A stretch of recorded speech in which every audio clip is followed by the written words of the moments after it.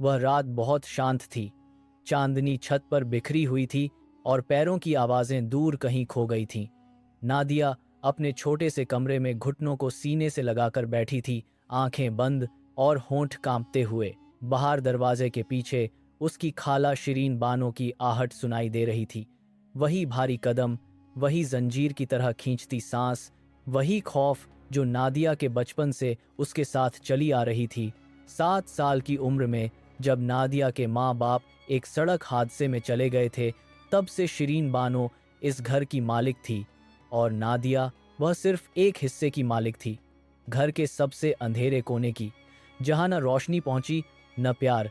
आज फिर सुबह से कुछ नहीं खाया था उसने, आज फिर स्कूल नहीं जाने दिया गया था, आज फिर सिर्फ काम, सिर्फ डांट, सिर्फ आंसुओं का हिसाब। लेकिन आज कुछ अलग था। आज नादिया की आंखों में आंसू नहीं थे। आज उसकी आंखों में एक अजीब सी चमक थी, एक ऐसी चमक जो टूटे हुए दिल में तब आती है जब इंसान टूट टूट कर फिर से खड़ा होने का फैसला कर लेता है। शिरीन बानो कोई आम खाला नहीं थी। मोहल्ले में सब उसे बेगम साहिबा कहते थे, सर झुका के, मुस्कुराहट लगा के और दिल में खौफ लिए। वह औरत थी जो बातें मीठी करती थी लेकिन जहर पिलाती थी। उसका चेहरा एक नक्शा था, झूठ का, हमेशा पाउडर से ढका, हमेशा मुस्कुराहट से सजा। जब बाहर जाती थी तो कहती, मेरी भांजी नादिया मुझे अपनी जान से ज्यादा प्यारी है। लेकिन घर के अंदर वह अलग ही इंसान थी। नादिया के हाथों में छाले के निशान थे, बर्तन मांजते मांजते उसकी पीठ पर वो धब्बे थे जो किसी ने नहीं देखे, सिर्फ रात के अंधेरों ने। शिरीन बानो ने नादिया के माँ बाप की जमीन भी हथिया ली थी, प्रॉपर्टी पेपर्स में फर्जीवाड़ा करवा के। नादिया अब तक नहीं जानती थी, लेकिन वह वक्त दूर नहीं था जब सारी सच्ची तस्वीर उसके सामने आ जाती। दुनिया में हर खेल का एक वक्त होता है और शिरीन बानो का वक्त अब गिनत के रह गया था।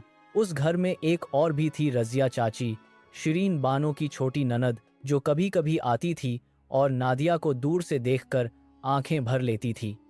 रजिया ने कभी जुबान नहीं खोली क्योंकि उसे अपने घर की फिक्र थी, अपने बच्चों की।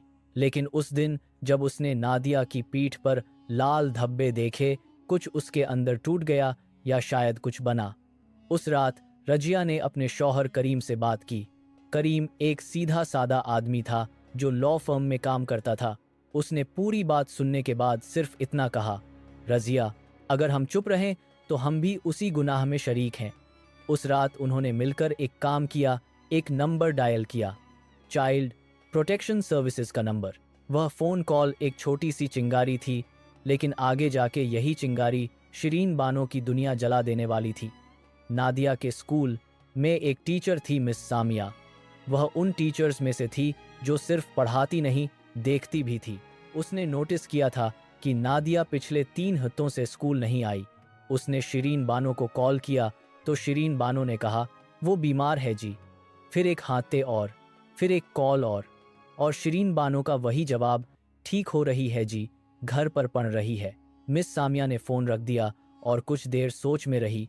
फिर उसने अपनी डायरी निकाली और लिखना शुरू किया, नादिया के बारे में, उसकी खामोशी के बारे में, उसकी आंखों के अंधेरों के बारे में।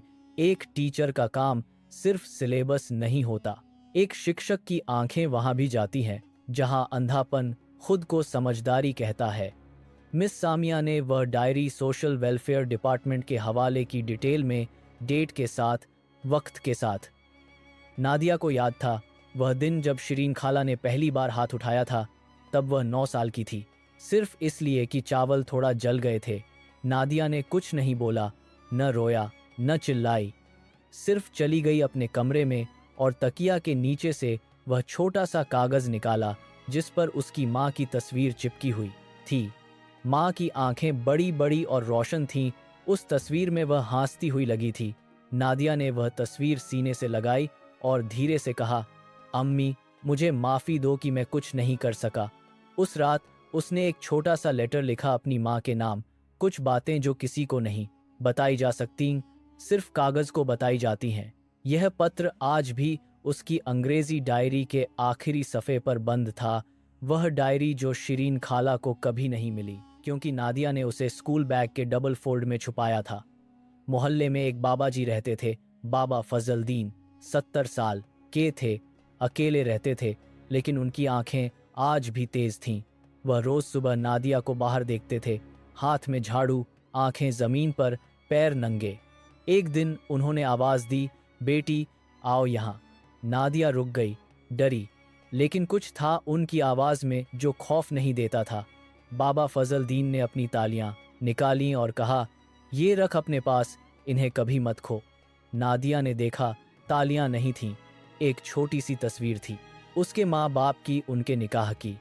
नादिया की आंखें भर आईं। बाबा ने कहा, मैंने इन्हें जाना था बेटी, तेरे अब्बा मेरे दोस्त थे और मैं जानता हूं कि उनकी बेटी के साथ क्या हो रहा है इस घर में। वह पास बैठे और फिर कुछ बोला जिसने नादिया की जिंदगी का रुख बदल दिया। तेरी जमीन अभी भी तेरे नाम पर है, किसी ने ट्रांसफर और कैर होती है नहीं की, मैंने कंफर्म करवाया है। शिरीन बानो को यकीन था कि सब कुछ उसके कंट्रोल में है। वह एक खुराफाती औरत थी, प्लानिंग में माहिर, झूठ बोलने में उस्ताद। उसने नादिया की जमीन के पेपर्स की फॉर्जरी करवाई थी, लेकिन एक गलती रह गई थी, एक स्टैंप, एक छोटा सा रजिस्ट्रेशन स्टैंप जो थाना रिकॉर्ड्स में आज भी नादिया के बाप के नाम पर दर्ज था। बाबा फजलदीन ने वह रिकॉर्ड एक पुराने दोस्त के जरिए निकाला था, एक सेवानिवृत्त पटवारी के जरिए, जिसने सच को एक फाइल में बंद करके रखा था। जब करीम साहब ने वो फाइल अपने हाथ में ली और पढ़ी, तब उनके हाथ कांपने लगे, इसलिए नहीं कि वो डरते थे, बल्कि इसलिए कि वो समझ गए थे कि इस केस की बुनियाद पहले से तैयार है। सिर्फ एक वकील चाहिए था, सिर्फ एक दरवाजा खुलना था, और वो दरवाज़ा अब खुलने वाला था। वह सुबह अनोखी थी। नादिया ने आंखें खोली तो आसमान नीला था, उस तरह का नीला जैसा अरमान होता है। उसने शिरीन खाला को आवाज़ दी, खाला मैं स्कूल जाना चाहती हूँ।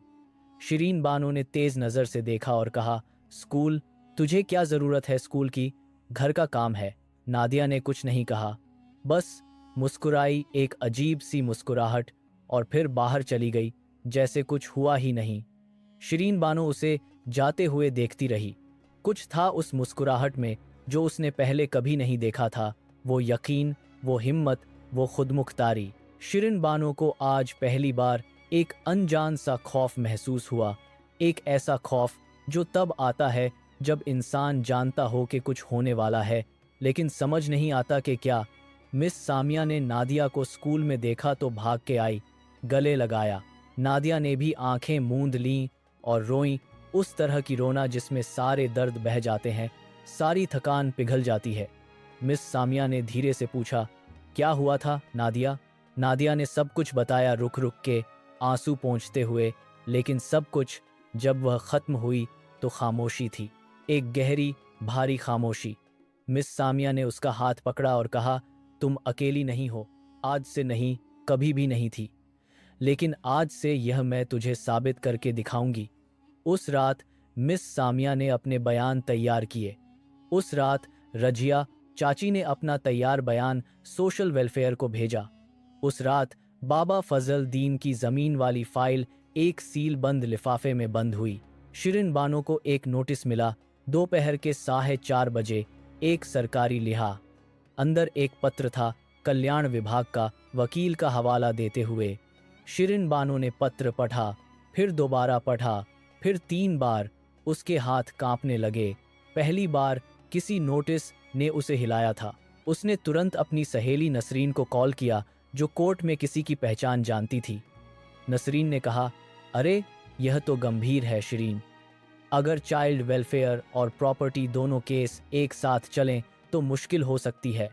शिरीन ने फ़ोन रख दिया और खुद से कहा, मुझे इस सब को दबाना होगा, लेकिन जो मशीनरी चल चुकी थी वो दबाने की नहीं, चलने की थी। कोर्ट का पहला दिन। नादिया ने लिफी में पहली बार सूट पहना हुआ था, रजिया चाची ने सिलवाया था। वो नर्वस थी, लेकिन ठहरी हुई भी थी, एक अजीब सुकून से। जब वह दरवाजे के अंदर गई और जज की कुर्सी देखी तो उसे माँ याद आई। अम्मी, क्या यही वह जगह है जहाँ सच को आवाज़ मिलती है? दूसरी तरफ शिरीन बानो थी, मक्कार मुस्कुराहट के साथ, वकील के साथ, और एक बेहद कॉन्फिडेंट अंदाज में। लेकिन नादिया के वकील करीम साहब ने जो पेपर्स टेबल पर रखे वो देख के शिरीन बानो की मुस्कुराहट एक पल के लिए हिली। सिर्फ एक पल, लेकिन काफ़ी था। करीम साहब ने जज के सामने रख के कहा, जनाब, यह ओरिजिनल लैंड रिकॉर्ड है, थाना कचहरी से सर्टिफाइड, और यह फॉर्जरी का एविडेंस है। और उस एक जुमले के साथ पूरे खंबे हिलने लगे। अगले 4 हफ्ते मसरूफियत के थे। सुनवाई, बयान, गवाह। बाबा फजलदीन ने कोर्ट में बयान दिया, बुलंद, साफ और सीधा। उन्होंने कहा, मैंने उस लड़की के बाप को जाना था। वह एक शरीफ इंसान था और उसकी बेटी को यह हक मिलना चाहिए जो जन्म से उसका था। मोहल्ले के 2 और लोग भी आए जो सालों से शिरीन बानो का खौफ खा के चुप थे। आज वो चुप नहीं थे। एक एक बयान, एक एक पत्थर था जो उस इमारत पर गिर रहा था जिसे शिरीन बानो ने झूठ और जुल्म से खड़ा किया था। सोशल वेलफेयर की ऑफिसर ने अपनी रिपोर्ट दी। नादिया के हाथों के निशान, कमरे की तस्वीरें, घर की हालत, स्कूल एब्सेंस रिकॉर्ड्स, सब कुछ रिकॉर्ड में था, सब कुछ साबित था। शिरीन बानो का वकील बार बार आपत्तियां कर रहा था, लेकिन हर आपत्ति के जवाब में एक नई फाइल खुलती थी। उस रात शिरीन बानो अकेली बैठी थी अपने कमरे में। पाउडर उतरा हुआ था पहली बार। उसका असली चेहरा नजर आ रहा था, थका हुआ, खोखला, खौफजदा। उसने अपना पुराना एल्बम निकाला जिसमें कभी उसकी नानी की तस्वीरें थीं, नादिया की माँ की तस्वीरें थीं। एक तस्वीर देखी, छोटी नादिया अपनी माँ की गोद में बैठी हंसी थी। शिरीन बानो ने वह तस्वीर बंद की। उसके अंदर कुछ टूट रहा था, या शायद वह चीज टूट रही थी जिसने उसे इंसान से कुछ और बनाया था। क्या वह पछता रही थी? शायद। लेकिन वक्त निकल चुका था। आंसू पोंछने से साले नहीं भुलाए जाते, दरवाजे बंद करने से रोशनी नहीं रोकी जाती। जो बोया वह काटना था, और वह दिन आ गया था, फैसले का दिन। कोर्टरूम भरी हुई थी। नादिया आगे वाली सीट पर बैठी थी, रजिया चाची का हाथ अपने हाथ में लिए। जज ने लंबी खामोशी के बाद पढ़ा, चार्जेस में सरकारी इंक्वायरी का हुक्म दिया गया। नादिया की जमीन, उसके माँ बाप की जमीन वापस नादिया के नाम ट्रांसफर करने का आदेश जारी किया गया। शिरीन बानो को कोर्ट ने तुरंत जमीन और जगह खाली करने का नोटिस दिया। जब जज ने यह सब पढ़ा, कोर्टरूम में एक लहर दौड़ी। कुछ लोग आंखें पोंछ रहे थे, कुछ लोग एक दूसरे को देख के सर हिला रहे थे। नादिया ने आंखें बंद की और दिल ही दिल में कहा, अम्मी, सुन रही हो? सच जीत गया। शिरीन बानो कोर्ट से बाहर निकली तो वह सिमट गई थी। वह औरत जो कभी बड़ी बड़ी बातें करती थी, जो मोहल्ले में सर उठा के चलती थी, वह आज दरवाजे से बाहर निकल के सिर्फ एक छोटी सी छांव बन गई थी। किसी ने तवज्जो नहीं दी। कोई बेगम साहिबा बोलने वाला नहीं था, कोई सर झुकाने वाला नहीं था। दुनिया ऐसी होती है, जब तक तार्त हो लोग झुकें, जब तार्त जाए लोग मुंह फेर लें। शिरीन बानो ने अपनी गांठी में बैठ के खुद को आईने में देखा। पहली बार उसने आईने में सच देखा, और सच यह था कि उसने सब खो दिया, इज्जत, घर, प्रॉपर्टी, और सबसे बढ़कर वह सुकून जो कभी था ही नहीं, लेकिन जिसने उसे यकीन दिलाया था कि वह खुश है। नादिया अपने घर के दरवाजे पर खड़ी थी, पहली बार उस घर के दरवाजे पर जैसे कोई मालिक खड़ा हो। रजिया चाची ने चाबी उसके हाथ में दी। हाथ में चाबी थी, लेकिन अंदर जाने की हिम्मत जमा करनी पड़ी। कदम रखा, एक कदम, फिर दूसरा। घर वही था, वही दीवारें, वही छत, वही दरवाजे। लेकिन अब वो घर में शिरीन बानो नहीं थी। अब उसमें सिर्फ नादिया की सांसें थीं, उसकी यादों की खुशबू थी, उसके माँ बाप का वजूद था जो हमेशा इन दीवारों में बस था। नादिया ने एक कमरा खोला, वो कमरा जहाँ कभी उसकी माँ का वैनिटी टेबल था। टेबल वहाँ थी, धूल भरी, लेकिन वहाँ। नादिया ने हाथ से धूल साफ की, आंसुओं से, और फिर उस पर रख दी वह तस्वीर जो तकिया के नीचे से बचपन में छुपाई थी। अम्मी, मैं घर आ गई। कुछ दिन बाद मोहल्ले में खबर फैली कि शिरीन बानो अपनी बहन के घर लाहौर चली गई है। किसी ने ज्यादा पूछा नहीं, किसी ने ज्यादा सोचा नहीं, बस एक खामोशी थी। उस तरह की खामोशी जो तब होती है जब कोई झूठ बहुत देर तक बोलने के बाद खत्म हो जाता है और सच की आवाज को स्पेस मिलती है। बाबा फजलदीन ने वो सुबह चाय पी और कहा, देखा, जमीन का हिसाब जमीन से होता है और इंसान का हिसाब वक्त करता है। मिस सामिया ने स्कूल में नादिया को मिला नया यूनिफॉर्म, नया बैग, वही आंखें, लेकिन नए नूर के साथ। उसने कहा, आज क्लास में आगे की सीट लोगी? नादिया ने कहा, हाँ मिस, आज से हमेशा आगे की सीट। छोटी सी बात थी, लेकिन उसमें पूरी जिंदगी का रुख था। महीने बीतते गए, नादिया ने पढ़ना शुरू किया। उस उम्मीद के साथ जो छीन ली गई थी वो वापस आ गई थी। उसने एक रात रजिया चाची से कहा, मुझे वकील बनना है। रजिया चाची की आंखें भर आईं। उन्होंने कहा, क्यों? नादिया ने कहा, इसलिए कि जब कोई और नादिया होगी किसी और घर में, किसी और जुल्म के साए में, तो उसके पास कोई हो जो उसकी आवाज बने। रजिया चाची ने उस रात अपनी डायरी में लिखा, आज समझा कि जुल्म का सबसे बड़ा अंजाम यह होता है कि वह जो जुल्म सहता है वह उससे भी बड़ा इंसान बन जाता है जो जालिम कभी बन ही नहीं सका। यह अल्फज़र छोटे नहीं थे, यह एक पूरी सोच थी, एक पूरी फिलॉसफी। एक साल बाद नादिया की जिंदगी में वो चीजें थीं जो कभी नहीं थीं, दोस्त, ख्वाब, स्कूल की प्राइज और एक छोटी सी डायरी जिसमें वो अपने माँ बाप को रोज कुछ लिखती थी, जैसे उन्हें रोज बताना हो कि आज क्या हुआ। एक रात उसने लिखा, अब्बा, आज मैंने पहला इनाम जीता। मिस सामिया ने सबके सामने मेरा नाम लिया और मैंने महसूस किया कि तुम दोनों मुझे देख रहे थे। उस चांदनी में, उस रोशनी में तुम चले गए, लेकिन तुमने मुझे वो चीज़ दे दी जो जिंदगी भर काम आएगी, हौसला। और माँ, वो तस्वीर अभी भी वैनिटी टेबल पर रखी है, हमेशा रहेगी। उसने डायरी बंद की, बत्ती बुझाई और सो गई चैन से, गहरी नींद से, उस नींद से जिसमें डर नहीं होता। शिरीन बानो लाहौर में थी, अपनी बहन के घर, लेकिन वो घर भी उसका नहीं था। वह मेहमान थी, वह भी एक ऐसी मेहमान जिसे कोई ज्यादा देर रहने देना नहीं चाहता।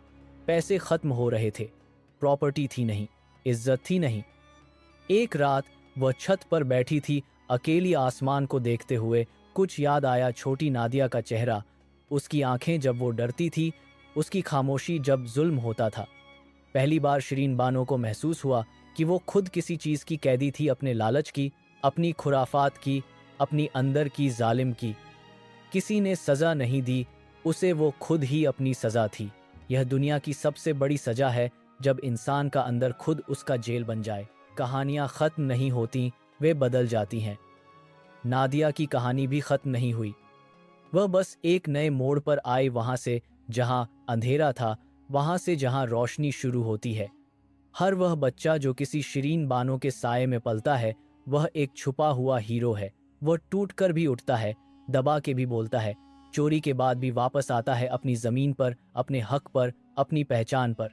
जुल्म एक रात नहीं जाता, लेकिन यकीन रखो वह जाता जरूर है, क्योंकि जमीन की तासीर ऐसी है कि उसमें जो बीज बोगे वही उगता है। और शिरीन बानो ने जो बोया था वो कांटे थे, नादिया ने जो बोया वो उम्मीद के बीज थे, और वो बीज अब एक पूरा दरख्त बनने की राह पर था। तुरंत नहीं, लेकिन आखिर में जरूर।